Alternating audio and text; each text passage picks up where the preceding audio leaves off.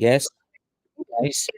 Tech is working. Okay. Back end of YouTube and studio, we have to minimize that because I need to eyeball that on the big board. So let's see. That's going to come. Good. Audio is muted there. We minimize that right now because here, whereas a little bit of the magic starts to happen, I've got to pull this out here, and I put this up here, and I put this over here, and I bring this down here. There we go. Okay, we're almost no, but I want this over here because that was what I had before. Okay, I bring this up here. That means that almost there. Then I bring the PowerPoint up here. No, I got to shrink that because that way I can control it over here.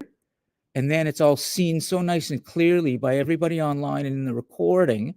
Okay, so now I can manipulate the PowerPoint from here. It's not perfect, but it's good enough. I can see the YouTube live stream in case it crashes, and we're good there. I stand here, so I look there. That's moving on the big board. The notes will be flying by there. So my workaround right now is working. And in terms of what's happening on the rest of, oh, I see. One thing that isn't working, but I'm going to do this, is we want to fill up this real estate over there, okay? And we have that, which is nice, which means we can go bigger here because everything connects to everything else in this crazy system, but it works. Bring back the live stream, cover that, keep it simple. We're ready. Okay, thank you, Andrew. Okay, and let me just see the live stream here so I can, it'll come up, but it's not really critical, but yeah, there it is. Forget it. I'm not going to use that. Too much tech. So I think we found a sweet spot. I think we found a sweet spot, and I can now deliver the content. Thank you very much. Okay. Everyone, let me just do one final check because I think we've got a good workaround for what can actually work today. One final check. Katie, you can see me and you can see me clearly at the podium. You see behind me Short History of the World, and you also hear me clearly, correct? Good. Okay. Let me just get a tiny bit of water. Yeah, here. And then this stuff over here, I'm not going to worry about because that's not even working. Great. Great. Welcome, everyone, to Short History of the World, our first class of the second half of the semester. And it's great to see quite a few students in person, patient as always with the stick handling with tech in this room. But we are getting there since the strike ended, and we can actually move forward. So we're going to have, as usual, a really good interactive class today in which we're going to talk about something very big, which is the conquest, and when two halves of the planet came together in 1492. Now, before we do that, yeah, you could just put the conquest and go ahead. Roxalana is already on the notes, and we can help her with them as well. I'm just flying a bit by the seat of my pants right now because of how we've managed things, but let's see. Good, good, that's working. I have a new map of the world that I'm going to be using, which is more accurate, and that will allow us to continue to really have a good visual idea of what's about to happen in the story today. Normally, when we begin a class, I will have the on-board part first, but we've already essentially done that while we were getting things set up. All of the students who are in person here have put their names on board here. Roxalana's got that going. I would like those of you in the Cosmos right now to put your full names into the live chat. Okay, so I think it's Reggie, Shameen, Katie, and Alea. Go ahead and put your full names in the live chat. and then we know who's completely on board. And Alea, thank you for joining the class, even though I know you're ill today. I got your email. That's great. And you can be reassured that actually you receive full participation marks today, because if you recall, before the break, that was the deal, right? That she would do the notes and she would get the 5 out of 5 today as well. Roxolana gets 5 out of 5 for today too. Before I go to a question, do I see a question? Yes. Brewing? Okay, hold it for a second, okay? Olive, I'm looking at a cat, or what am I looking in terms of Halloween today? I don't know. What is it? A tiger, or it's anyways? If anyone here Star Wars fan, please raise your hands. Give me the name. Thank you. Okay, all you can't see this, so I will describe it. Olive, what are we looking at in terms of Halloween outfit? It is supposed to be a weapons bandolier on a lot of fur because, well, Wookiees are 99% fur and 100% aggression. 100% aggression. Yikes.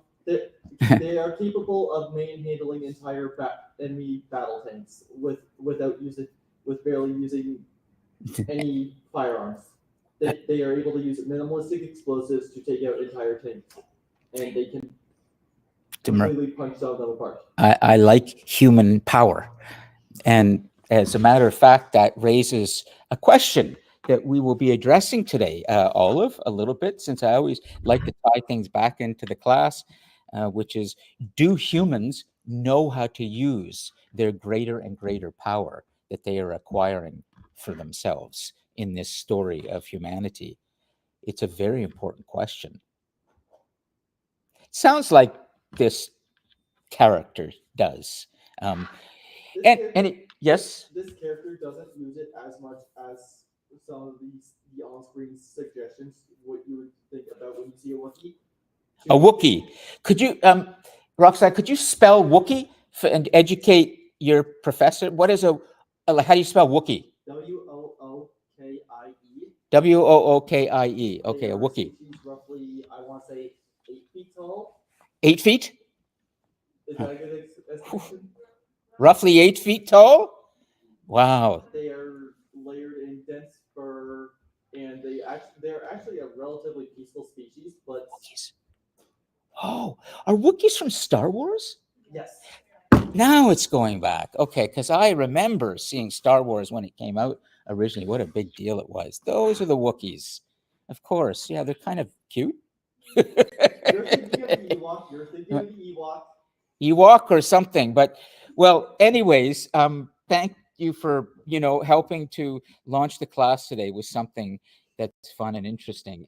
And for all of you in the cosmos right now, you can't see this, but out in front of me, we have other students who are not dressed as elaborately as Olive is, but they have things on their heads.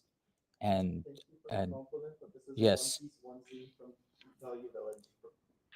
Too much information.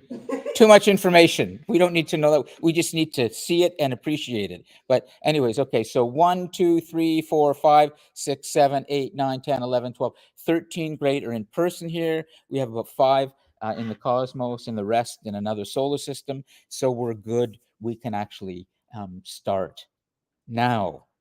Unless you have any questions, what I'd like to do before I really begin the main part of today's class, which is to begin to tell you what happened when the Eastern Hemisphere, which is everything east of the Atlantic Ocean, came over and met the Western Hemisphere, which is the Americas. Essentially, that's Columbus, 1492. But there's a whole other story, a much bigger story that you need to understand in terms of all the other people who came after Columbus, and some of whom who came a little bit before and put their toes, so to speak, in the water here, but then went back to Europe. What happened then is a seminal moment in world history. Seminal is a word, Seminal, which means a critical, milestone, if you will, a turning point. And all of you know those terms now, milestones, turning points, because you wrote your first assignments about that. So what I'd like to do before I actually deliver that lecture to you, and we can do it interactively with conversation, I have two very important things to deal with. First is the second half of the semester. I need to explain what's coming for you. And then I would like to have one student come up here today to read out loud from her first assignment, and that person is Nora. She wrote a really good first assignment, and I'd like her to read perhaps all of it. We'll see, okay? But many of you did some very good work and have received excellent marks as well. And let's not forget how interesting it is and important when you individually come up to the podium and give us something of yourself, because we can learn all from each other. And we saw that, I think, on full display before the break when Kayla came up. And what I like to do with the recordings, if you've seen the recording, is I usually like to get a thumbnail of that student, and that becomes the thumbnail from the recorded class. So if you haven't seen it, Kayla, the recording has you standing up here, and we see the terracotta warrior behind here, and it's a nice feeling where you see a student, short history of the world over them, and it really looks, I think, like we are celebrating the intelligence of our students in this class. That's the idea. Okay. And also I thought the way Kayla came to the podium was a little bit different than Nora. Both are demonstrating high quality thinking.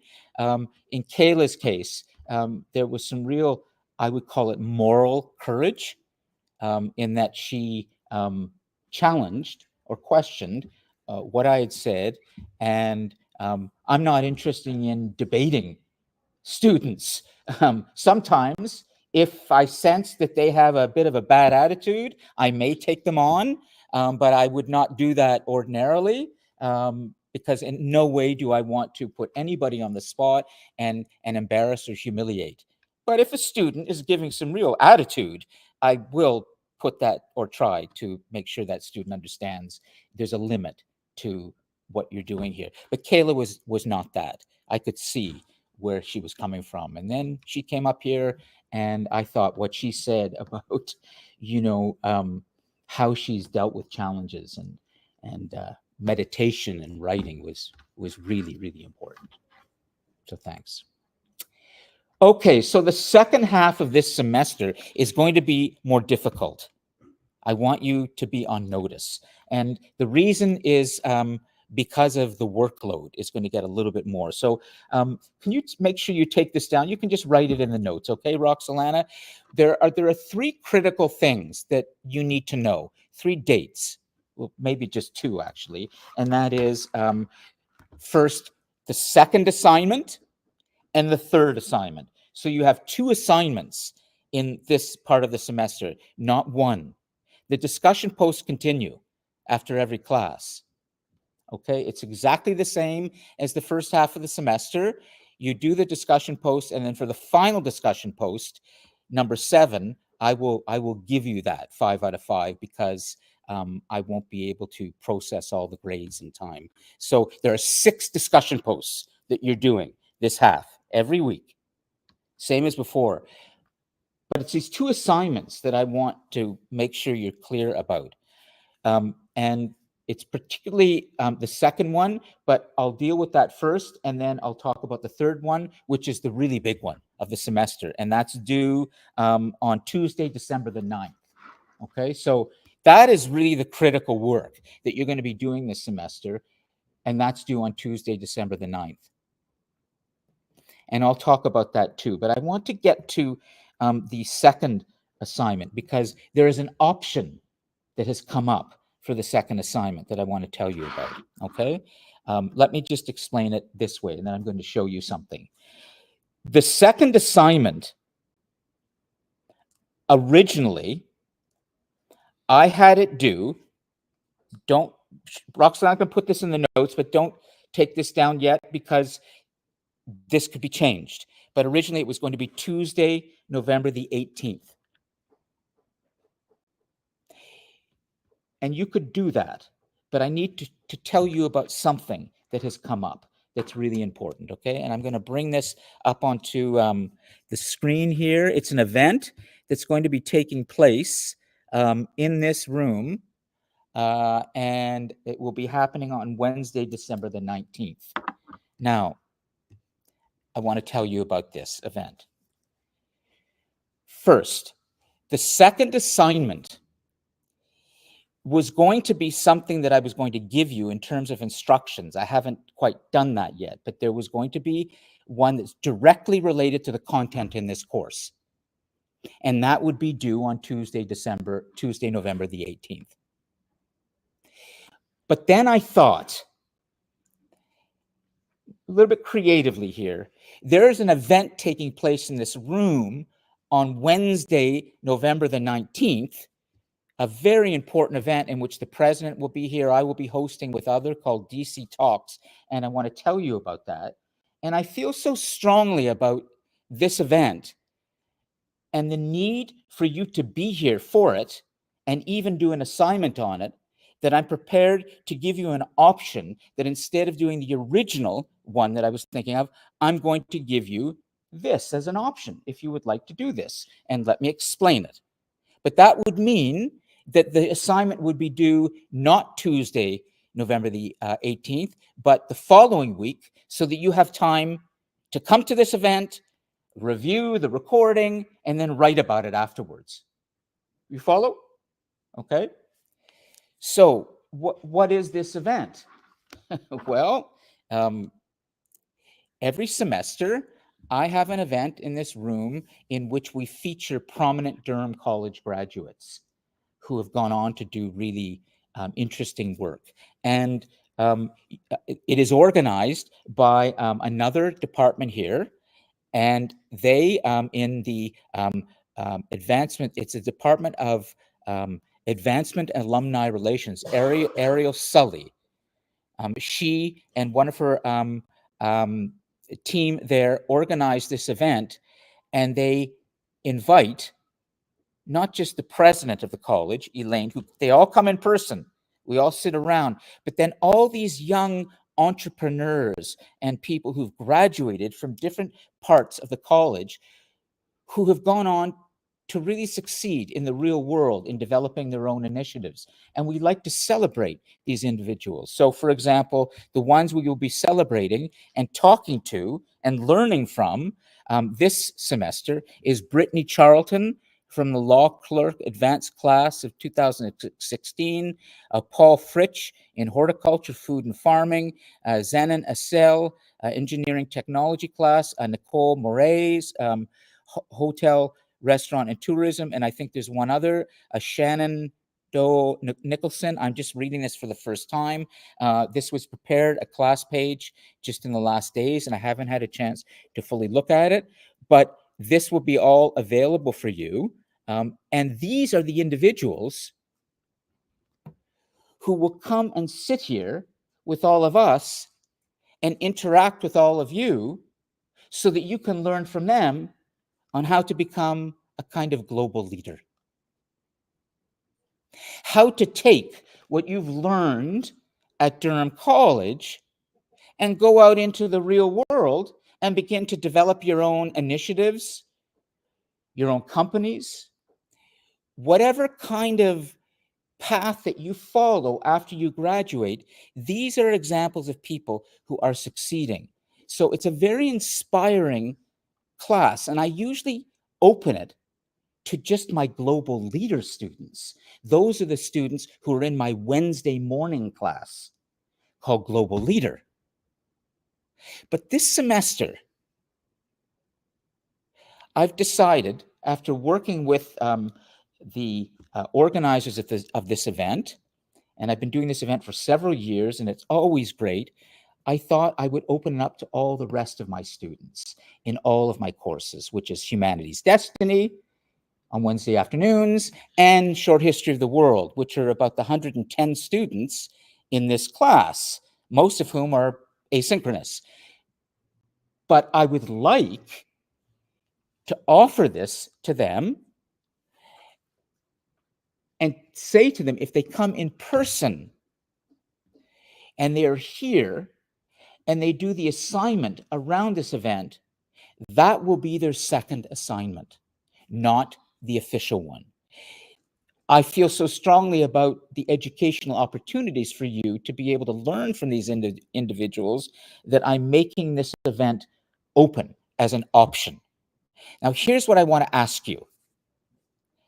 And you don't need to answer the way you think your professor wants. I need to get an honest idea from all of you of how many of you here right now in person and how many of you in the cosmos right now, that would be Alea, Katie, Shamim, Reggie, and others, how many of you would be interested in coming to this event on Wednesday, November the 19th from 10 a.m. to noon, meet these individuals, have a chance to interact with them in a live format, and then I will create an assignment for you in which you will be reflecting on that event in terms of your career aspirations. Just raise a hand and let me know, so I have a sense of who might want to be here and who would rather just stick to the history in that particular week. Okay, so if you're going to raise a hand, I need to know that you're pretty serious about this, and then I'm going to get a sense of the numbers. If not, it's okay. It's an option. All right? So, Olive? I'm actively making so my management cannot schedule me that day. Okay, so Olive, excellent. You're going to find this very inspiring, but the recording will also be available too for everyone as well afterwards. But it's different when you're here and the individuals here, the president is here. I've had our college president previously talk about his own personal experiences running a business many years ago and the difficulties he had. And it's a chance for even our president, we have a new president now, to get a little bit personal and talk about leadership and how you can learn from that. So it's instructive. So Olive, Nora, and it's, can you give me the full pronunciation again? It's Nosu. Okay, Nosu. So 1, 2, 3, Kayla 4, more or less. What's that? Okay, so I'm going to just make a note right now. Let me just see online as well. So we're looking at about 4 from here, and that's in person. And I'll check back with you next week. Katie, good, but at least everybody's thinking. I have classes during that to try to make it. You know, if you think it would be really helpful for you, I want to make sure that you're aware of this, but I'm not trying to force anybody, okay? All right, so that's more or less what I thought. Probably there's going to be around 5 or 6 students. Oh, Reggie is definitely a yes. Interesting. Reggie, what program are you in? Let's see. Why don't you light up that live chat for a moment, and we'll take a moment to wait. I'm just curious. Reggie, do you want to just enter it in the live chat? What program are you in? Good. Okay. So Reggie. Okay. So I have a sense. I will bring this back to you next week as well, just to remind you. But this event is something that is starting to be promoted college-wide over the next days. So you may hear about it and see about it because lots of people from the campus will be coming as well. It's called DC Talks. And so, but as you can see, it's something that I'm very involved in because I'm the host of this, or the main host, and there's a description of my involvement, my global leader students here usually. Yeah, the DC Talks Alumni Series is hosted by DCAA in collaboration with Lon Appleby's Global Leader class at DC, and aims to inspire current students, facilitate networking among alumni, and highlight success stories. This event is also part of Do It in Durham Entrepreneurship Week, Durham Region's celebration of entrepreneurship held each November during Global Entrepreneurship Week. So for those of you who, you know, have not raised a hand or are not sure they could come, maybe you'll change your mind. You still have time. And if you don't, it's okay. there's another assignment for you to do, and that one is officially due on Tuesday, November the 18th. Okay? Everybody clear on the options, and have I explained this clearly enough? Yeah, good, because it's kind of complicated sometimes. Okay, great. Well, then the next thing is I'm going to just bring up our first assignment in a moment, and then we're going to get to the main part of today's class, which is to start explaining to you about the conquest and about the idea, the force of conquest in the human story. It's a very important one. Okay, so Nora, do you feel ready now to bring up your first assignment and put it here? And I'm just going to explain for all of you as Nora's coming up here that Nora Daw is one of the in-person students. Here she comes, and you can just stand. It'll be the microphone here, so you kind of know how it works. You saw Kayla, and Nora's going to read. I think you can read your whole assignment, okay? I reformatted it a little bit so it's easier to read. Okay, and if you need me to help you at any point, just let me know, okay? But other than that, let me just remind you what's so important about what Nora's about to do is we're not just seeing good communication here, which is one of the essential employability outcomes, by the way, in the course outline, is to help you communicate better. So that's partly why I do this. The other reason I do this, the method and the madness, is to give students a chance not just to communicate, but to communicate with current technology. So right now, Nora's live on YouTube. Now, who cares? I mean, everybody uses YouTube. However, it's part of the method of the madness here, is she's communicating on YouTube. And that's what people do today. But there's a way to do it well. And then finally, it's the content, the most important part. There's some review going on here. She's going to tell us about 3 critical milestones in the human story so far. So instead of me reviewing, she is. Please read. Go ahead. Okay. So in the chapters of this story of history that we've covered so far, there are 3 key developments that have contributed most to our story. There are many important occurrences throughout history. These specific events and developments lead to an almost domino effect for everything that came after it. Starting off with one of the most important, if not the most important events in all of history, going back all the way to the beginning, the Big Bang, 13.8 billion years ago. Now, the reason why I hold the Big Bang with such a high importance is that we know it is the beginning of what led to where we are today. Without the Big Bang ever happening, we would never have an expanding universe where planets, stars, suns, and moons, and so much more start to take shape and slowly bring together everything that is known and still unknown today. It was from the Big Bang that we got the particles, elements, and atoms that make up everything that exists, including the planet that we live on and the sun that we rely on, that allows the Earth to have life. Though it can be overwhelming to try and process all of the science behind the Big Bang, how the first particles formed, which then became hydrogen and helium, and eventually became the first atoms, creating a catalyst of developments all crucial to history. We know from the scientists who spent time studying the universe, working with NASA, what happened to get our ever-expanding universe, and that if the Big Bang never happened, nothing would exist, and we would definitely not have a short history to talk about.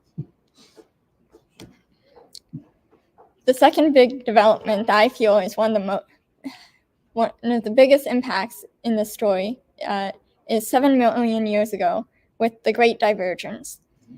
The Great Divergence was all about evolution, with one of the biggest turning points, with primates going from being quadrupeds to becoming bipedal, freeing up their 2 hands. While some can argue that the change in thinking led to tools being made and the ability to learn to wield fire would be a greater turning point for the story, I believe what happened before this set up a new path that would give humanity the push it needed to evolve to become closer to humanity today. As mentioned in the lectures, this was a major turning point because freeing up the two hands allowed for so much opportunity for other tasks such as grabbing things and eventually, with the development of thumbs, the ability to mold things around them. It was also mentioned that this ability that allowed them to manipulate the world where they lived in caused their brains to grow and develop more complex throughout thoughts like questioning why they died, building tools, and figuring out how to create fire and using cave paintings. Though it took a while to get to this point, the Great Divergence led to what sets humanity apart from any other animal, having the ability to do things with two hands with opposable thumbs, helping them mold the world around them, and a new higher level of thinking, allowing curiosity and being able to learn. All of these small factors added together the Great Divergence will create a domino effect that soon brings us to the start of civilization. Civilization brings me to what I believe is the third key development that takes place in the chapters of history we've covered so far, and that is the agricultural revolution. Around 10,000 years ago is when we see the change. Instead of hunting for food and moving with animals, we start to see humans settling down and growing their own food. Not only was this a huge development in relation to how to obtain food, but it was the start of a period where people were not solely relying on blood relatives. Now, there are these communities of people working together, finding new ways to get food and figuring out how to share with each other. Just from this boom in food production, humanity took so many steps forward into a new era of life. The agricultural revolution brought on god kings, writing, new jobs, religion, and so much more, most of which is still common today. The reason why I chose the Big Bang, the Great Divergence, and agricultural revolution as three most important developments in this story, of which we covered so far, is because it's so hard to imagine any life that would be remotely similar to what we have today if even one of them never happened.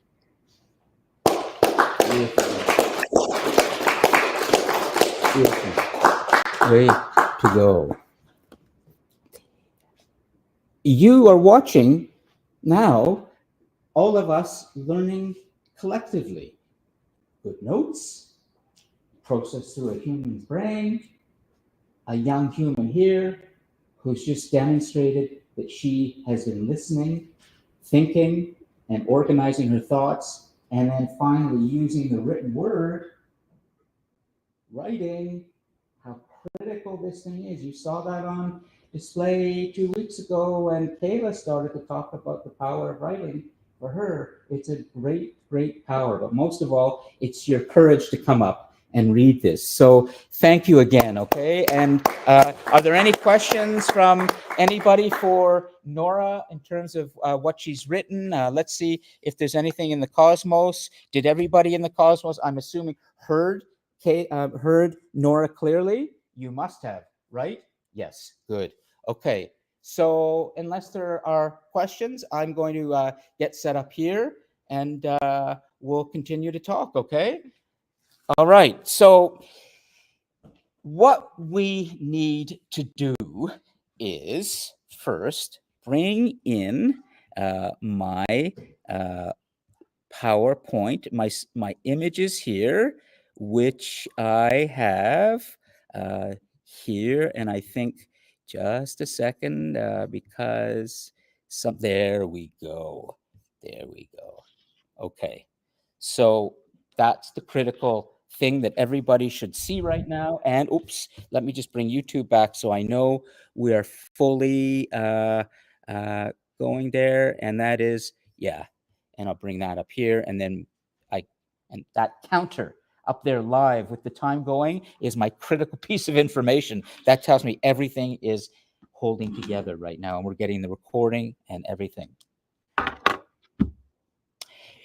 So essentially what Nora has helped us to review is this idea of the kind of rise of the human on planet Earth, the coming of civilization, the beginning of the kinds of activities that humans had undertaken collectively to begin to manipulate the natural world. Humans came out of the wilderness and began to build the metropolis.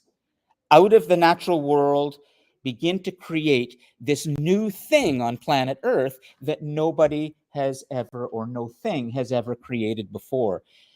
And that is a very important part of the story as we've gone through where we begin, the ascent of humanity, civilization, awakenings of power, spells of our god kings, a greater world. I've not been able to deliver to you the content exactly the way I've wanted in every single chapter this semester because of the strike and other things, but I'm essentially getting you the main points that are very important. However, if you would like to see all of the content, all of the critical content, I have recorded lectures for all of these chapters, and there are students who email me from time to time who ask, as part of, let's say, suggested resources. I haven't even had a chance to do that this semester, to give you suggested material that you could be reading or looking at outside of the class. I've kept it very, very simple. But if you would like to have all of the recorded lectures for all of the chapters and get the full story, I can email you the links. And they are also available on the Global Class Vimeo channel. But there's all sorts of other recordings. There's like 400 videos on our Vimeo channel of student work and classes. So for you to scroll through all that stuff to find the recorded lectures can be problematic. So if you would like to see the lectures, I can send you the links. Okay? But essentially what has happened is in the first half of the semester, that was the story. Those were the chapters that I was covering with you. Where we begin, the ascent of humanity, civilization, awakenings of power, spells of our god kings, and a greater world. And now we're starting with the conquest in the second half of the semester.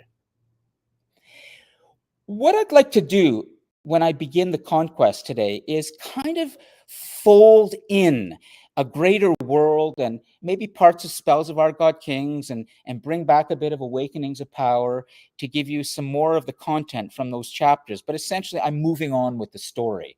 I'm starting today at 1492 with the conquest.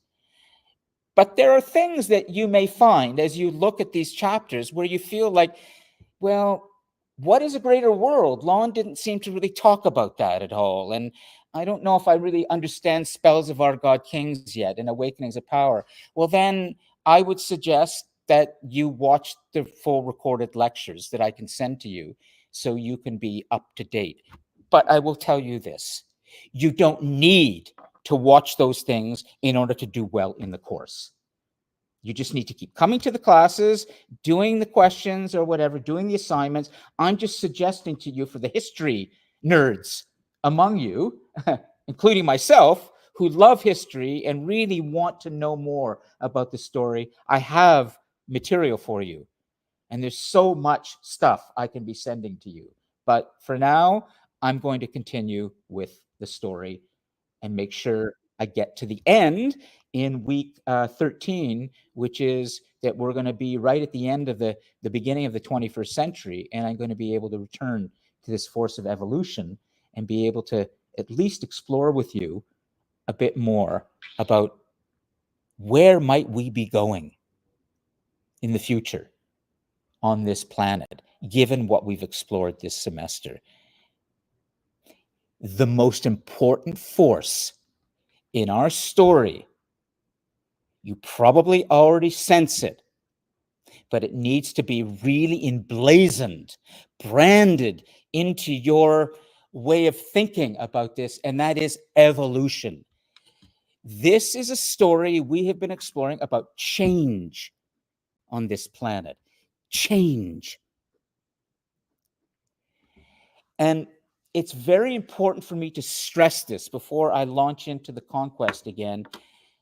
I have not had much time this semester to really address this incredible conflict between religion and science in the human story. But I've touched on it.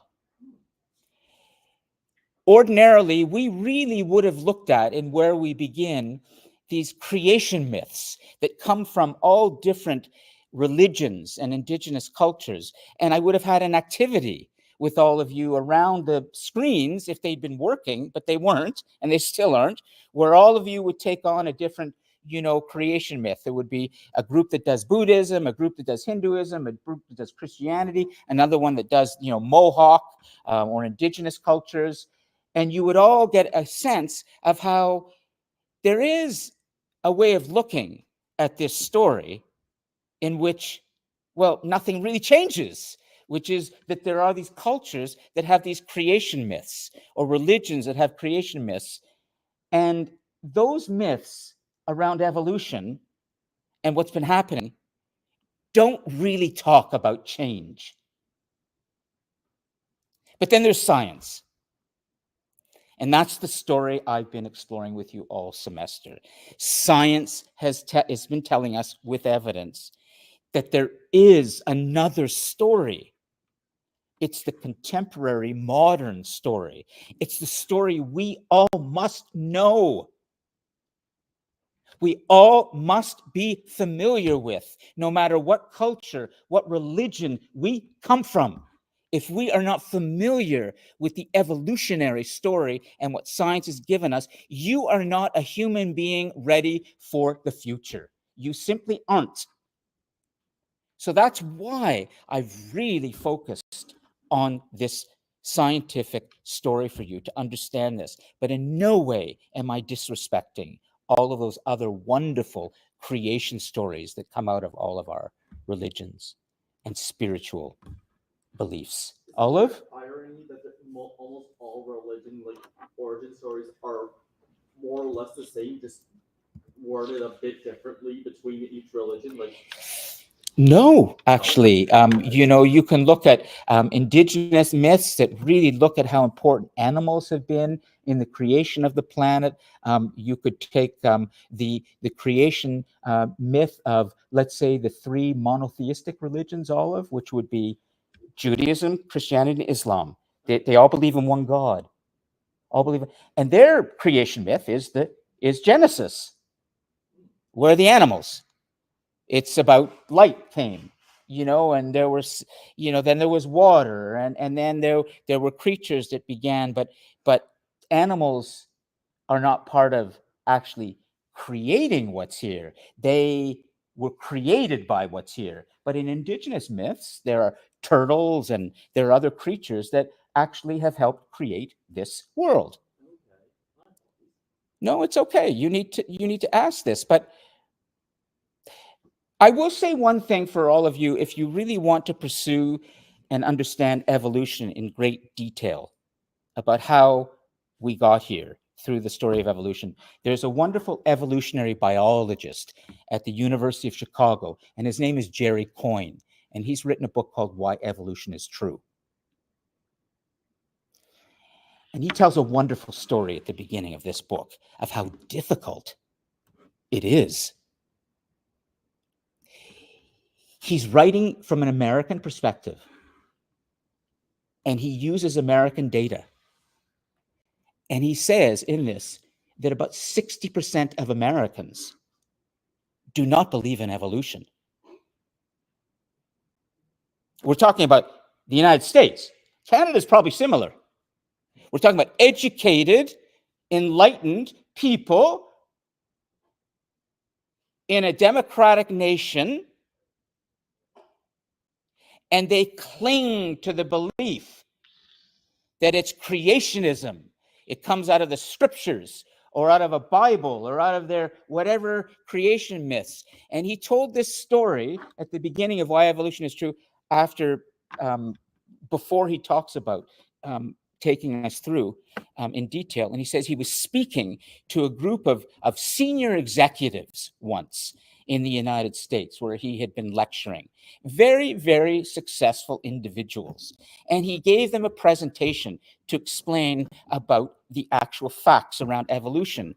And one gentleman came up to him at the end of this, the CEO of a large company, and said, Jerry, I believe, I know what you're saying is true, but I still don't believe you.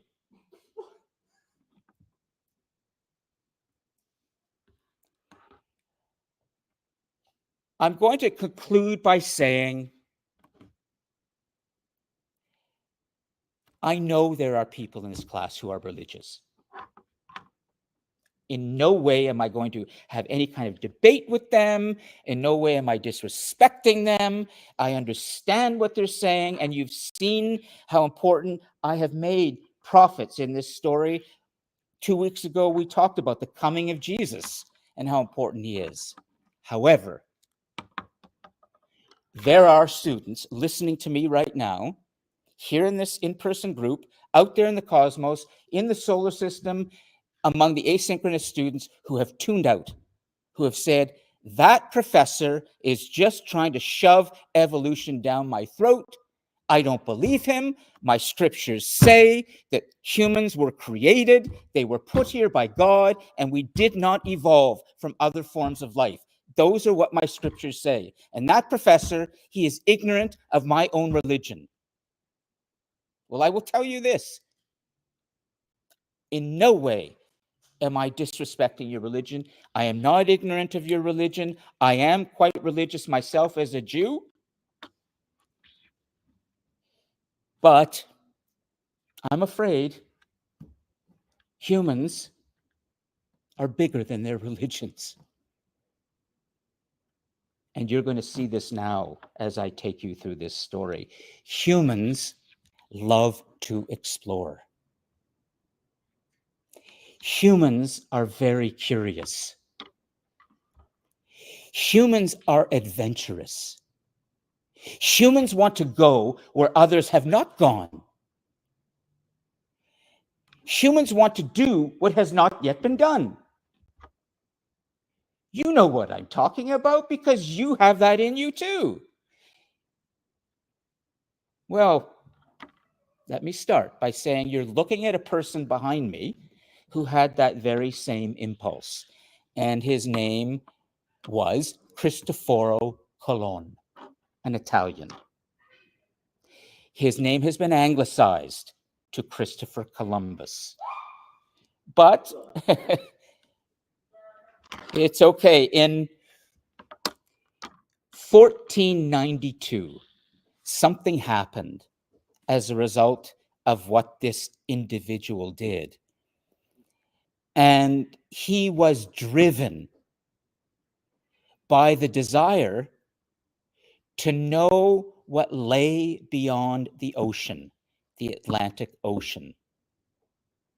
So I'm going to start this part of the story of the conquest by telling you a bit more about this individual whom you've probably learned about already, but I think I'm going to be telling you some things that you don't quite know yet and will help explain more about why today, as I stand here and deliver this lecture, right next to me is a place called the First Nations or First Peoples Indigenous Center here on campus, and why we see these centers all over institutions of higher learning, and why we have had, as a nation, to apologize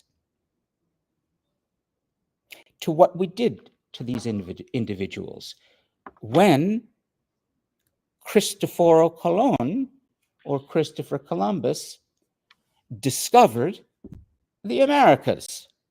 So let me tell you a bit more about what actually happened. In Italian? What's that? I'm gonna guess everything there is spelled in Old Italian. Well, what you're looking at right now is something close to that, Olive, but let me explain, okay? In the 1200s, 200 years before Cristoforo Colon or Christopher Columbus raised enough money to launch 3 ships from just the southern tip of the Iberian Peninsula. There's Spain and then there's Portugal. And right at the southern western tip of that, Portugal, there had been a school. It was like the NASA of its day. It was a nautical school of navigation where people would come, entrepreneurs would come to learn about how to navigate your way across the Atlantic Ocean. But 200 years before that, even more, there was an individual who had made a great trip from Venice to China, and his name is Marco Polo. In A Greater World, when I begin to deliver that lecture, I begin to tell you about a new type of person who had emerged in the human story. I don't talk about the God Kings at that point. I move on to tell you about something else that was emerging in the story, and that was these people. Like Marco Polo, for example, who grew up in Venice, who was smitten, fascinated by the idea of exploring other cultures.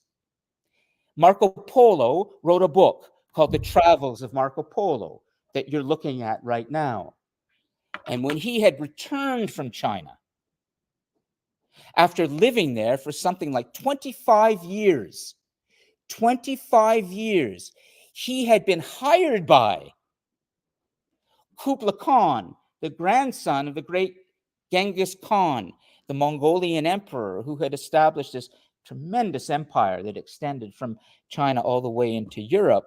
Marco Polo had found his way there after a 2-year trip, and eventually, in a remarkable moment of cultures coming together, the great Mongolian leader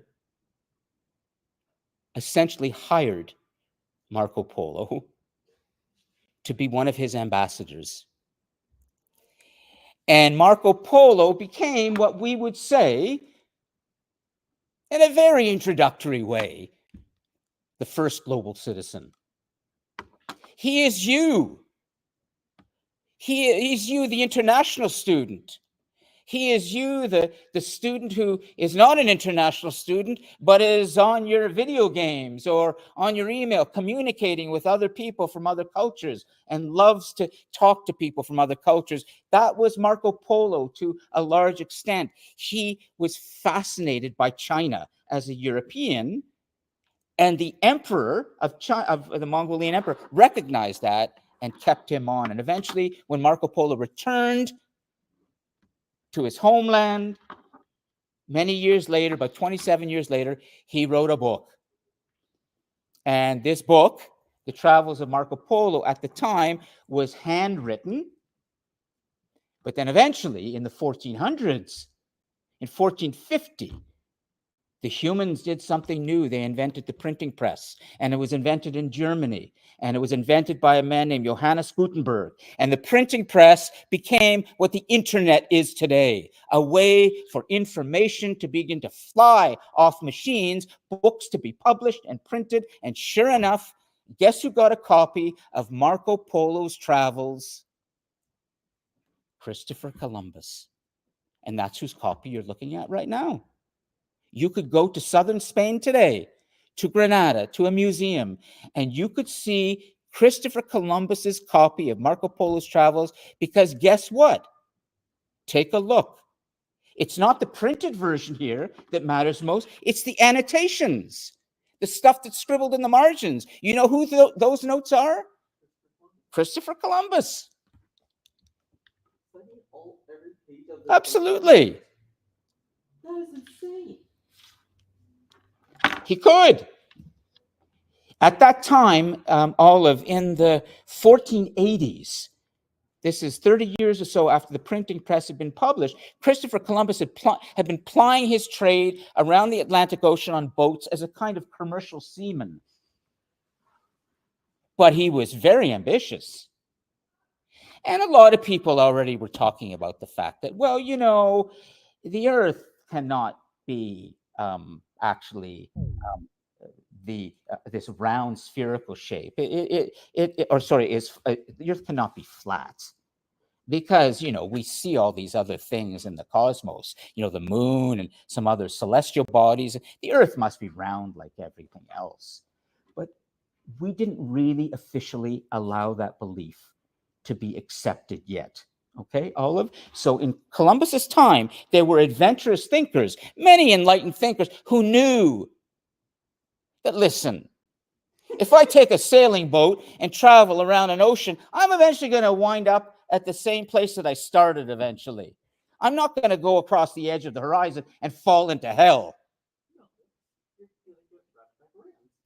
But your religion would have told you something different, Olive. Christianity at that time was the dominant power in the European world. And I'm afraid to say that you're about to see, in the way that the Christian faith used Columbus, you're going to see a very dark aspect of religion. I don't want to say Christianity or Roman Catholicism, but the fact is, let me continue, okay? Let me just, because I don't want you to think that I'm going to be denigrating the Pope, the Roman Catholic faith here, because there are a lot of Catholics here. But for you Catholics, you need to hear this. This is true. So Columbus, 1492.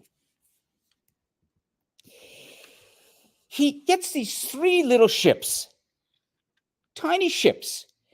It took him about 8 years as an entrepreneur to go around to different European countries, the kings and queens, to ask them for money, to say, listen, if you give me the money, I can guarantee you that I will be able to find a special new trading route that will get us to the Orient, to India and China, faster than by land.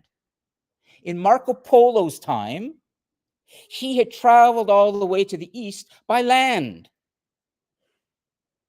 But Columbus, having been educated about nautical engineering and navigation, recognized that he had a financial opportunity here. If he could convince any European nation to give him the money, he could make that nation rich, because he could establish a new trade route that would get to the other side of the world much faster than by land. But only the king and the queen of Spain, King Ferdinand and Queen Isabella, ardent, fierce Catholics, were prepared to give him a little bit of money.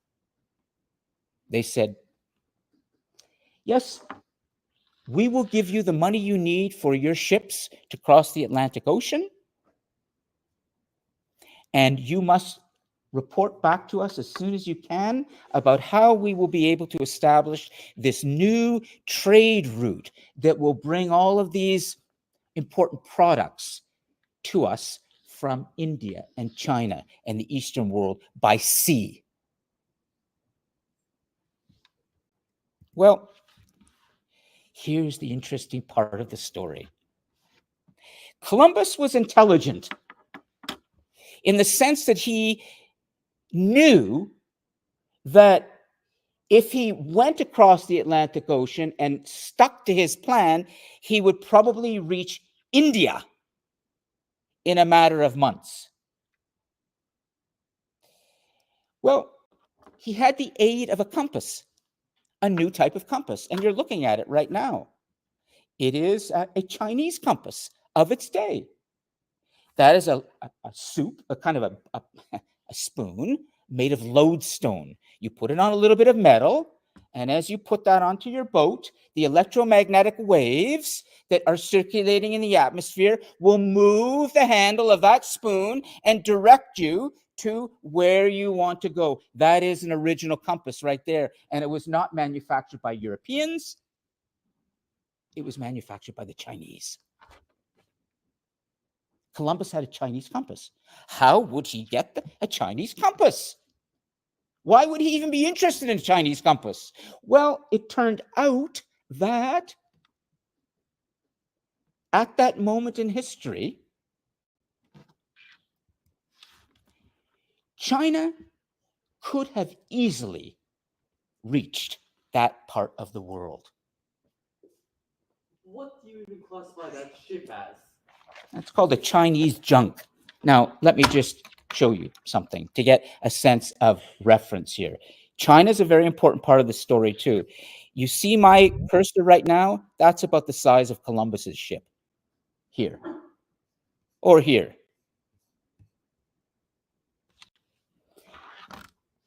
China, at that point in history, as Marco Polo surely knew when he wrote about the sophisticated Chinese technology that he had seen in the 1200s, the restaurants, the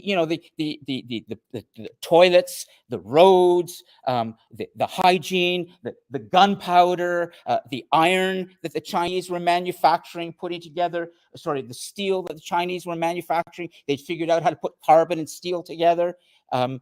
Carbon and iron together to create steel.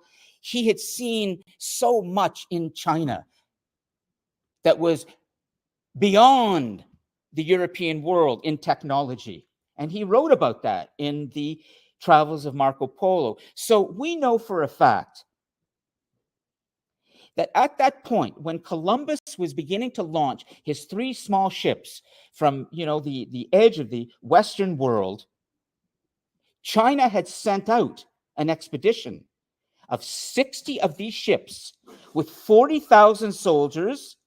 The ships were 5 times the size of Columbus's ships, but they were pulled back from their exploration. They came down into the Indian Ocean, they came to Eastern Africa, and they were on this great expedition to show off all of what they had for the world, these great ships. But they didn't cross the Atlantic. And the reason they didn't do that has been theorized by many world historians and scholars. And it comes back to the idea that the Chinese have forever believed that they are the center of the world. In fact, they still believe that to some extent. It comes from the mandate from heaven. You saw Shi Huangdi, the early Chinese emperor, and I did provide you with a resource of a little bit of a documentary that you could watch. But the idea is this. It is said that the Chinese recalled these ships before they went to the Atlantic because there was a kind of political struggle going on among the eunuchs in the Chinese court for power in the Chinese kingdom. And they also believed that it really wasn't necessary for them to cross the Atlantic. They had already shown the rest of the world enough of what they had, and they didn't think it was that important to cross the Atlantic. So they went home. Yes. Sure.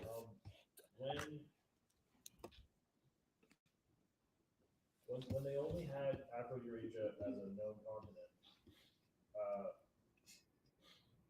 but they thought the Earth was flat, did they have different names for the Atlantic and Pacific Oceans? Or did the Chinese and the Europeans have different names? Sure. I don't know, but probably they did, because at this time, China was not called China, it was called Cathay. You know, the Chinese airline Cathay Pacific comes from this. It was originally Cathay. And Beijing, at that time, Beijing is the capital. Then it was Peking. And it's quite possible, Kevin. But I'm really glad you asked for the map, because this is how I would imagine using the map when all the tech is working. I can just bring it up. And so you can see that what China did is they brought these junks. It's such a strange name for a sophisticated ship, junk, but they were called the big Chinese junks, and they had this large fleet that came down the South China Sea and came all the way down, then crossed the Indian Ocean into here, and then they went to Eastern Africa. But what they didn't do is they didn't carry on down here and carry on across the Atlantic. They went back to China. But here was where Columbus started from, right from here in Portugal. This is where, let me zoom in a little bit, okay? This map should work. Okay, well, I checked this, just a second. It could be the tech in the room. Hold on, I should be able to zoom. Are you able to go to Google Maps itself? It's not as, just a second. It's, here we go. I won't, it's just, it can't, there we go. Okay, it'll work. All right, I did, but it wasn't good enough. You might think Google Maps, but it can't do exactly this clarity. Sorry. It's okay. So what we're looking at now is there was a nautical school just near Lisbon, looking out over the Atlantic Ocean. And as I said, it was like the NASA of its day. These were young map makers and engineers who would come to the school. It was in a place called Sagres, Sagres, Sagres, the nautical school of Sagres, Sagres. And so they're looking out over the Atlantic and thinking about how they can get across. And Columbus, we believe, we're not certain, was a student there, but he very likely was aware of the knowledge there. He is about to usher in a whole generation of young explorers who are going to come across the Atlantic Ocean and reach the Americas. But the Chinese actually had the technology to do it. And what's remarkable about it is Columbus could not have done it without the Chinese compass. How many of you knew that? Raise a hand about the Chinese compass. Exactly. Good. How many of you online, anybody in the cosmos, did you know about the Chinese compass and about how Columbus could not have sailed across the Atlantic without Chinese technology? Exactly. Now, let me just point out, if I can, I like to connect history to the present world as much as possible. I could stand and deliver a long lecture, and I love to talk about this, and I would do it in the best I could, but I would still put you to sleep because I know human psychology. I've looked at studies, and it doesn't matter how good you are and how interesting it is, humans can only handle so much information for so much time. I told my wife last night, thank God there wasn't a Blue Jays game because I can't handle any more excitement. Let's have a day off. Now we'll get ready for Friday. Wait, this is actually proven humans can only take in so much? Absolutely. It's called mental bandwidth. I never actually thought they'd bother looking into this. That's actually impressive. Think about it. Kind of like studying. You should only study So much your before. material for like maybe like 2 hours, and then put it down, and then like go back to it. Like I wait till the last minute to study. Yeah, Because like my brain can't take all the information. because you overload. Yeah, we all do, Olive. It's normal. It's a human thing. I never even knew they researched this. I Oh, thought for they sure. just throw that to the side. Social science is a big deal. That sounds awesome. Well, you're awesome, Olive, in your interest in things. This shit Don't is ever lose cool. that. The way you're curious and the way you want to know. Like I know I fucked up and forgot the first assignment, but like It's okay. this shit is cool. So let me just stop for a second and just say about China. China is the one country in the world today in 2020, almost 26, that we really have to think about more than the United States, more than any country. China is 4,000 years old. And look at it. It's the next superpower to the United States. There is no other culture, no other society, no other people in the human story who've had a civilization for that long and are so relevant right now, today. I hope you walk out of here today, as I carry on, among other things, with a profound respect for the Chinese people and to really try to understand something and make sure you stay on top of what happens in China, just like Donald Trump is trying desperately to do. But he's not smart enough. He isn't. The man had 5 bankruptcies. Was he smart to begin with? He's driving the US into economic peril, and there's no government there right now. It's shut down. It's shut down. The United States is the Trump organization right now, and it's moving towards bankruptcy. That's my theory, but I'll put that aside. China, what an amazing culture, but also a very concerning one. So let's come back for a second, and let me just stop, okay, before I continue, because I want to make sure that I tell you about the conquest. Do you want me to continue, or would you like to stop and take a breath and maybe have a little bit of time to digest and work in teams, or would you rather I continue with this and then we'll end in about 15 minutes? Are you okay with that? This is really important content, but at the same time, I really want to make sure you have a chance to interact. And most importantly, I have something amazing to read to you today at the end that is kind of mind-blowing. But so I'll do as much as I can in the next 10 or 15 minutes. I can let you go early because it's going to be Halloween. The Blue Jays are going to win, and you would probably love to leave, but many of you may have driven and taken a bus just to come to this class. So I want to make it worth your while. Well, imagine these ships. These ships, 3 little ships and about 75 men, with Christopher Columbus as the skipper, crossing the North Atlantic Ocean. And it's a very treacherous trip. It took a lot of physical and mental courage to deal with the natural elements. But they were carrying inside their bodies lethal weapons that the indigenous peoples of this part of the world were about to learn very, very tragically.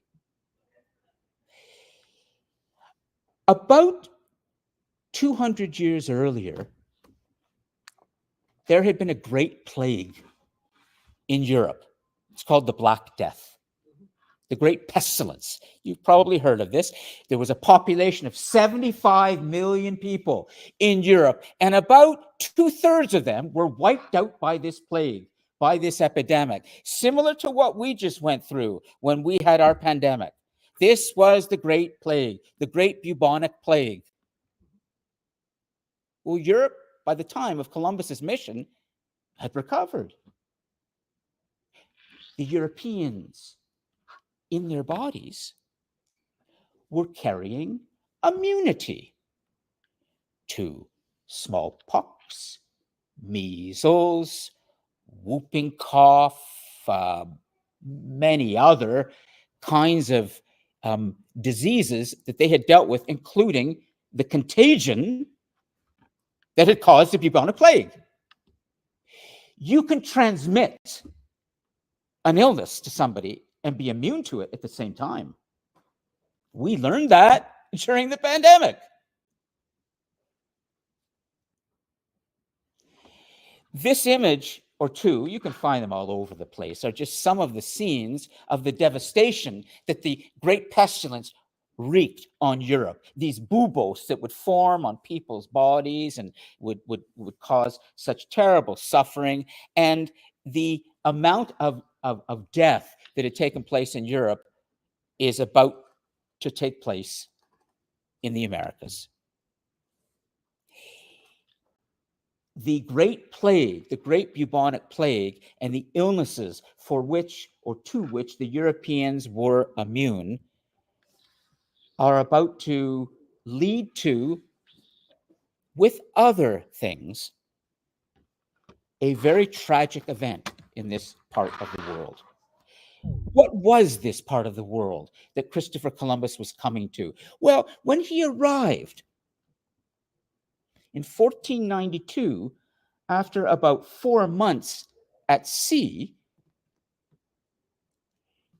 and saw land, large amounts of land for the first time, he was convinced, even up to his death, that he had arrived in India. And that's why to this day we still call some of the people in this part of the world Indians. They're not Indians. They were called Indians because Columbus thought he had landed in India. What existed here at that time and what the Europeans were fundamentally ignorant to and did not care about, except for gold and for silver and for their resources, was a rich, diverse society of many, many different indigenous nations spread all across South America, Central America, and North America, upwards of about 100 million people. Whether it was the Olmec people or soon the Maya people or the Aztecs or the Inca or many, many others.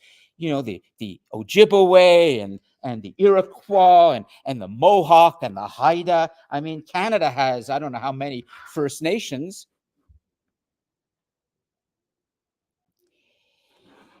When Columbus reached here and landed in 1492, he was on a special mission. His freelance expedition to open up a new sea trade route from India to the European world had morphed into something kind of different by the time he arrived. The flag that he put down in an area around what we would call today the Bahamas, those islands around there, or Hispaniola, as we call a great island, which today is Costa Rica and Haiti. Haiti and Dominican Republic. Dominican Republic and Haiti occupy an island today, which is one island, and then it will eventually be called by the Spanish Hispaniola, this big island. At that time, it was not Dominican Republic and Haiti. They were indigenous peoples spread out over these islands, including the Taino people, the Taino, that he will encounter in the area of the Bahamas, the Taino Indians, as they will be called.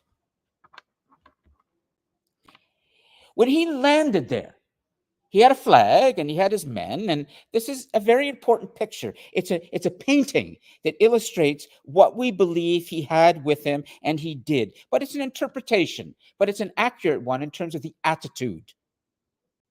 The attitude. This is very, very important. This is the moment in history when two parts of the world are coming together. Nothing like this had happened yet, quite like this, in our story. There were other landings. The Vikings had landed in what we believe Newfoundland about 200 years earlier, and we think maybe the Chinese had made it across the Atlantic with a small expedition, but then they left. We're not certain, but there was nothing like this yet. A European had raised money from a fundamentalist Catholic king and queen who, under the direction of the Pope at the time,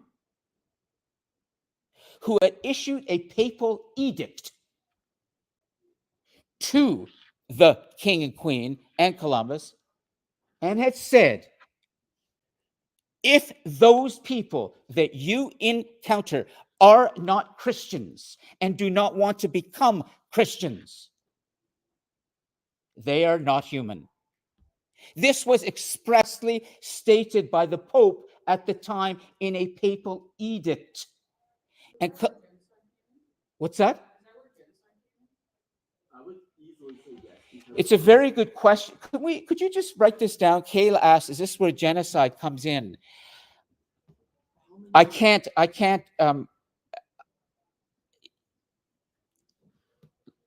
put in quotation marks, yes.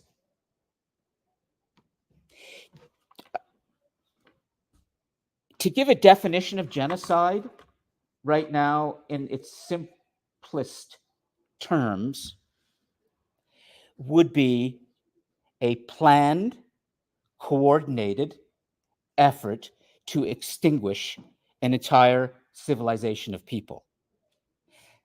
That was not the intent of the king and the queen. That was not the intent of the Pope who issued this edict. But it kind of was, Kayla, because what they were saying was, if those people are not ready to become Christian, this is what you do to them. Now, if any of you have a little bit of difficulty looking at a picture like this, which is just a sketch, we didn't have journalists and we didn't have photography, we didn't have movies, we just had painters and others sketching things out for us of what they saw, what they witnessed. But if you feel that this is not something you would like to look at, then just please look away. I can show you so much worse. And you will see much worse in the 20th century when we get into real genocide, Kayla. And that was the Holocaust. That was a regime, the German regime, sitting down, as I will show you, planning out the final solution in 90 minutes in a meeting at a place called the Wannsee Conference, deliberately deciding that they are going to eliminate millions and millions and millions of people. How do you do that? How do you murder in industrial scale size so many people? That is genocide. However, I think Kayla, is asking a very good question, because really what the result was something like this. The story that many of you have been told, or many of you probably learned, and particularly Americans have learned, and the way that they celebrate Columbus and Columbus Day is a very positive one. It's that Christopher Columbus, bravely came across the Atlantic Ocean and came and brought a better, more developed, more sophisticated culture to the savages, or to a place of the world in which it was less developed. And we should thank him for all of what he did. Well, the fact is that there is some truth to that. And if there were an American student sitting in this here right now, or a professor, they would likely say to me, "Oh, please, don't tell us another story about how savage Christopher Columbus was and what he did, and how much slavery there was. Come on, that's your rewriting history, and stop tearing down these statues, and don't be such a politically correct rewriter of history. And the term that we use, what is the term today that we use for this when we talk about this kind of revisionism? The term is, no, it's escaping me right now. It's the term that is when we awaken, awoke. Don't be awoke, another woke professor. The woke movement that you read about is conservatives will say that your professor is trying to help you to awaken to human rights. And by doing that, he's deliberately rewriting history. I'm not doing that. That's not my intention. As an independent scholar, journalist, thinker, I'm trying to bring you a story about our history that we often have never learned. And that is that the story of what happened when these two parts of the world came together led to a terrible slaughter that could be said to be genocide.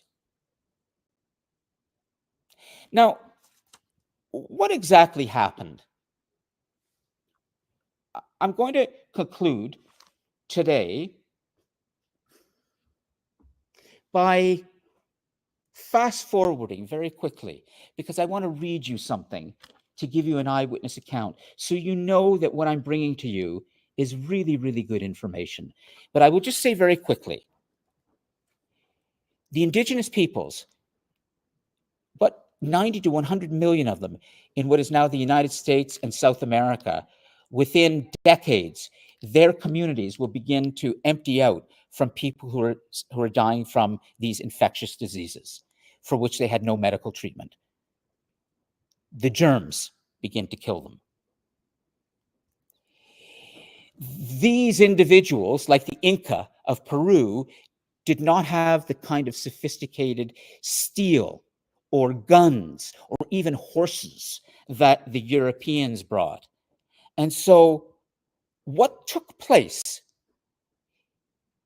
high up, not in Machu Picchu, this is Machu Picchu, a wonderful place that represented a developed small city where the Inca people of Peru had lived. What is about to take place is that from Columbus's trip, over the next 40 to 50 years, there's going to be an influx of what are called conquistadors. These are men like Columbus who are going to come from Spain and Portugal and soon England and other countries on that border the Atlantic Ocean, and they're all going to start coming across the ocean to do what Columbus did, which is Columbus began to enslave the people. Columbus began to extract the silver. Columbus began to extract the gold and other resources and brought that back to Queen Isabella and King Ferdinand and allowed them to become very wealthy as well. And so what the Europeans are going to start to see is there's this new part of the world there, and it's not India, and it's something else, and there are all these indigenous peoples there, and they are different, sort of less developed than us. And we can easily, as Columbus wrote in one of his letters, we can easily make them do what we want by taking their resources. Now, I want to read you something, and then we're going to conclude. I'm fast forwarding, but I need to read you this because it really helps you to understand something. In one of the classics of world history, Guns, Germs, and Steel, which I've quoted from before, Jared Diamond, but there are many others, in his research, he found a series of letters and journal entries that had been made by some of the conquistadors who had accompanied a Columbus-like figure named Francisco Pizarro to cross the Atlantic Ocean from Spain in 1532 and to go all the way around South America up to the Pacific Ocean, Pacific side, and eventually encounter the Inca people. And by then there was already a kind of precedent established. Hernando Cortez had been a Spanish conquistador who had come and had conquered Mexico and the Aztec people and begun to establish a Spanish colony there. And there were others too. But now Francisco Pizarro is about to encounter the Inca people of Peru. And in a very famous meeting in a place called Cajamarca, a small town in Peru, Francisco Pizarro came together with the Inca Emperor Atahualpa in an encounter that was documented, eyewitness accounts by the men who accompanied Pizarro and were there and saw what happened. And Jared Diamond has included this in his book, Collision at Cajamarca. I want to read you this, then we're going to conclude. It's just going to take me about 3 or 4 minutes. This is an eyewitness account that will tell you about the mindset and about the motivation that speaks to so much of what happened with Columbus and all the others who begin to come over. This is not Marco Polo. Just hold your question for a sec, okay? This is not Marco Polo, who, when he encountered the Mongolian emperor, met with him and they established a relationship. This is very different. And today we live in the legacy of this. How do you spell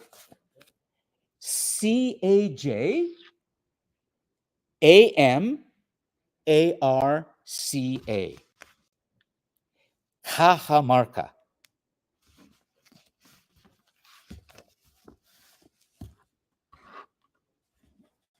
The 200 conquistadors on their horses had sent out a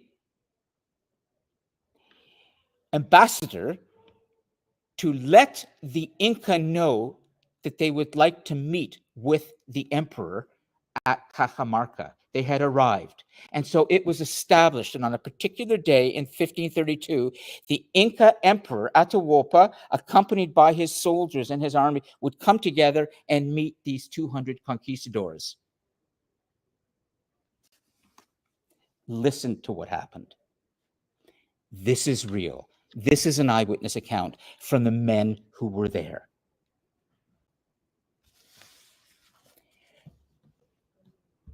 First came a squadron of Indians dressed in clothes of different colors, like a chessboard. It's one of Pizarro's men writing about this later. They advanced, removing the straws from the ground and sweeping the road. Next came 3 squadrons in different dresses, dancing and singing. Then came a number of men with armor, large metal plates, and crowns of gold and silver. So great was the amount of furniture of gold and silver which they bore, that it was a marvel to observe how the sun glinted upon it. Among them came the figure of Atahualpa on a very fine platform, with the end of its timbers covered in silver.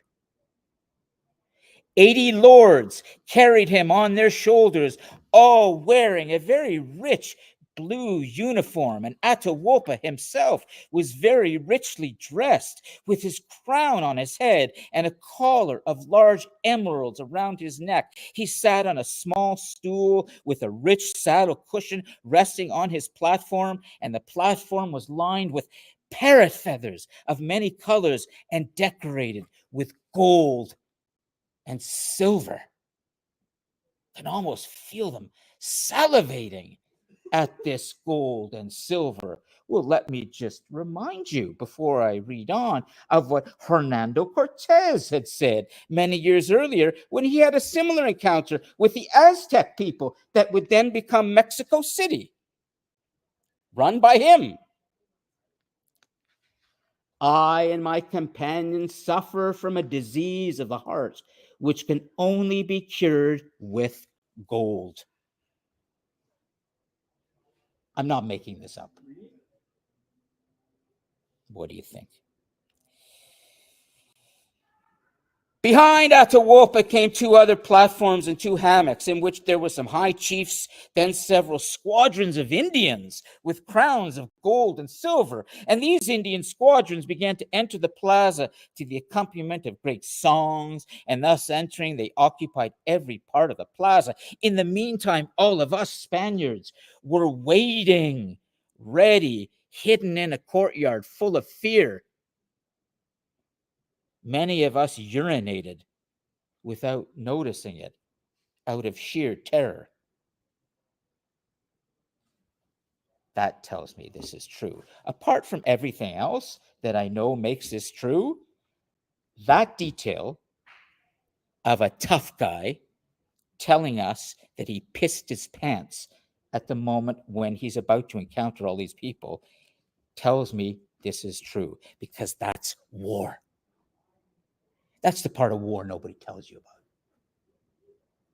All the men here who love history of the warriors, of all those great men who fight battles with their swords and kill for glory, you never hear about the fear of war, fear of conflict, how they shit their pants, piss their pants, or whatever, how they drink, take drugs, or whatever to manage the battle. Some of them love the violence.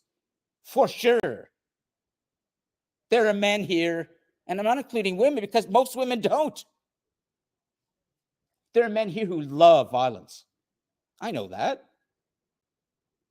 Well, hopefully they can just get rid of it on video games and not take it into the real world. But here we have a tough guy saying, I'm pissing my pants. On reaching the center of the plaza, Atahualpa remained on his platform on high while his troops continued to file in behind him. Here comes the critical stuff, and then I'll stop. I won't read it to you all, but you need to hear what's about to happen. 200 conquistadors, about 70,000 Inca warriors. The emperor's there. You can imagine why the guy's pissing his pants. I'm done, he's thinking. I'm going to be completely eviscerated in this conflict. Governor Pizarro now sent Friar Vicente de Valverde to go speak to Atahualpa and to require Atahualpa, in the name of God and of the King of Spain, that Atahualpa subject himself to the law of our Lord Jesus Christ and to the service of His Majesty, the King of Spain. Advancing with a cross in one hand and a Bible in the other hand, and going among the Indian troops up to the place where Atahualpa was, the friar thus addressed him, I am a priest of God, and I teach Christians the things of God. And in like manner, I come to teach you. What I teach is that which God says to us in this book. Therefore, on the part of God and of the Christians, I beseech you to be their friend, for such is God's will, and it will be for your good. Atahualpa asked for the book, that he might look at it. And the friar gave it to him closed. Atahualpa did not know how to open the book. And the friar was extending his arm to do so when Atahualpa, in great anger, gave him a blow on the arm, not wishing that it should be opened. Then he opened it himself. And without any astonishment at the letters and paper, he threw it away from him 5 or 6 paces, his face a deep crimson. Their God King is blushing. Imagine. You believe that your leader is so divine that he knows all. He is great. Now we see that he's blushing. Imagine how you might feel. You might start to feel, as one of those warriors, whoa, what has just rolled in here? My leader, who has won many battles, and he looks scared. The friar returned to Pizarro shouting, come out, Christians, come at these enemy dogs who reject the things of God. That tyrant has thrown my book of holy law to the ground. Did you not see what happened? Why remain polite and servile towards this overproud dog when the plains are full of Indians? March out against him. I absolve you. The governor then gave the signal to Candia, who began to fire off the guns. At the same time, the trumpets were sounded, and the armored Spanish troops, both cavalry and infantry, sallied forth out of their hiding places, straight into the mass of unarmed Indians crowding the square, giving the Spanish battle cry, Santiago. We had placed rattles on the horses to terrify the Indians. The booming of the guns, the blowing of the trumpets, and the rattles on the horses threw the Indians into panicked confusion. Thousands of them. Thousands. The Indians were so filled with fear that they climbed on top of one another, formed mounds, and suffocated each other. Now, since they were unarmed, they were attacked without any danger to any Christian. The cavalry rode them down, killing and wounding, following in pursuit. The infantry made so good an assault on all those remained that in a short order, most of them were put to the sword. This is real. This is how war was fought then. I mean, the guns were very new. The Chinese had invented these kinds of things, gunpowder and these guns. But the swords, well, that's what Alexander the Great had used. You go into battle and, well, you sharpen your sword and you go in and you just hack everybody down. And that's what happened. The governor himself took his sword and dagger, entered the thick of the Indians with the Spaniards who were with him, and with great bravery reached Atahualpa's platform. He fearlessly grabbed Atahualpa's left arm and shouted, "Santiago!" But he could not pull Atahualpa off the platform because it was held up high. Although we killed the Indians who held the platform, others at once took their places and held it aloft. And in this manner, we spent a long time in overcoming and killing the Indians. The ones that are holding up the platform, they get mowed down. Others come into place to hold up the God King, they get cut down. So I'm going to leave you with the question you can think about for next week.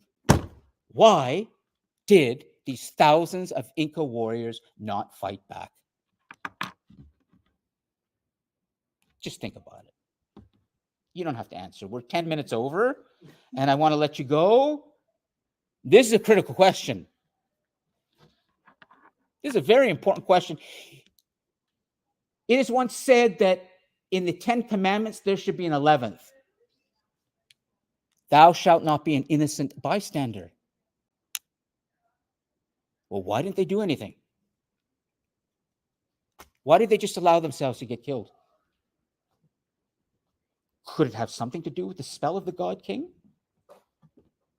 Could it be something else? Just think about it. And if you want to try and answer it, you can put it into the live, into the discussion board. I have to make way for another professor, but if you want to talk to me now for the next 5 minutes, I'll do it to you at the podium. I just don't want to keep all the other students who've stayed a little longer. You can all go. You know, I don't want to hold you here, but you need to hear. This is an amazing eyewitness account of a critical moment in history, and I hope you can start to understand a little bit more of what happened.